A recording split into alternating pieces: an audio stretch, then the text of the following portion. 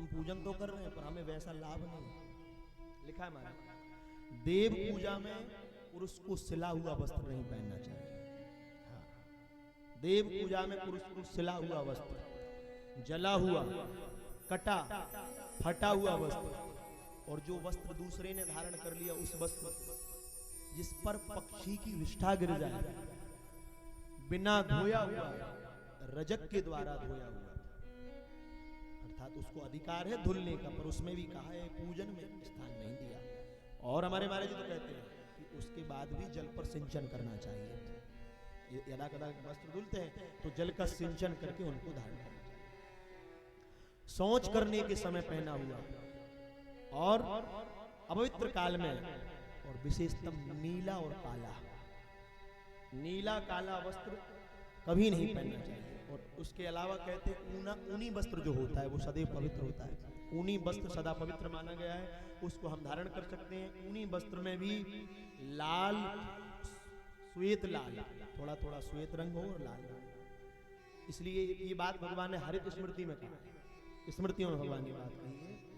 और कहा गया कमर तक आधी धोती पहनकर, आधी धोती ओढ़कर कभी पूजन नहीं करना चाहिए पुरुष को। आधी यहां तक पहन ली और आधी ओढ़ ली, वो निषेध बताया गया।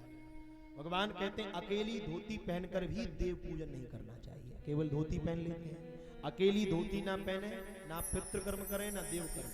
उसमें धोती और दुपट्टा, धोती और उत्तरी, वो भी शिला वस्त्र पहनकर धारण करे, तब उसको पूर्णतः पूजन का फल मिलता है। और दूसरा प्राय ये चलन में आ गया, लोग नारियों के लिए तो लिखा है कि सिर पर वस्त्र करें, पर पुरुष के लिए नहीं लिखा। हम लोग कभी कभी तिलक करवाते हैं तो सिर पे हाथ रख लेते हैं, कोई ने वस्त्र डाल लिया। ब्रह्म वैवर्तक पुराण में लिखा है तिलक लगवाने पर भी मस्तक पर कभी भी हाथ नहीं रखना चाहिए और न वस्त्र ढकना चाहिए। ये परंपरा तो दूसरे लोगों की है, वो हम अपना नहीं।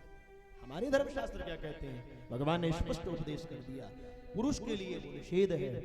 इन स्मरण, इन वस्तुओं को, इन वस्त्रों को स्मरण करके हमें उपासना के क्रम में प्रविष्ट करना चाहिए।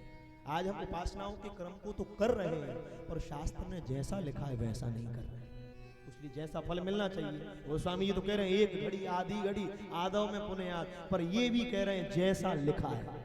कई लोग कहते हैं बोले उन्होंने तो कहा है सिया राम मैं सब जग जानी, बिल्कुल सही बात है, लिखा है जानी पर मानी नहीं लिखा। वो क्या करें, मानो बही तस्मात् शास्त्रम प्रमाणम ते कार्याकारे व्यवस्थितो, शास्त्र उपदेश करेंगे। और दूसरा पक्ष पुरुषों को कपड़ों पर नील देकर कभी वस्त्र धारण नहीं करना चाहिए। नील देकर पूजन में नहीं करना, हवन आदि कर्म नील दिए हुए वस्त्र में ना करें। स्नान, संध्या, जप, होम, वेद पाठ, रामचरितमानस, गीता, तर्पण आदि अगर ये नील दिए हुए वस्त्र में धारण करोगे तो सब व्यर्थ हो जाता है।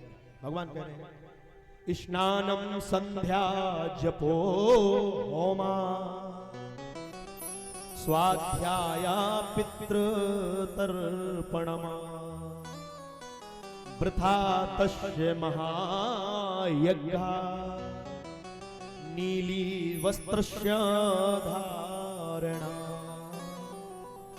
इसलिए ये नील वस्त्रों को पहनकर जो जीव उपासना करता है, भगवान कहते हैं उसकी उपासना विफल हो जाती है। और भगवान कहते हैं स्नान, दान, जप, होम, भोजन, देव पूजा, स्वाध्याय कभी भी प्रौढ़ पाठ अर्थात उखड़ू बैठकर नहीं करना चाहिए। स्नानम दानम जपम होमम भोजनम देवतार्चनम प्रौढ़ पादो न कुर्वीता स्वाध्यायम पितृतर्पणम।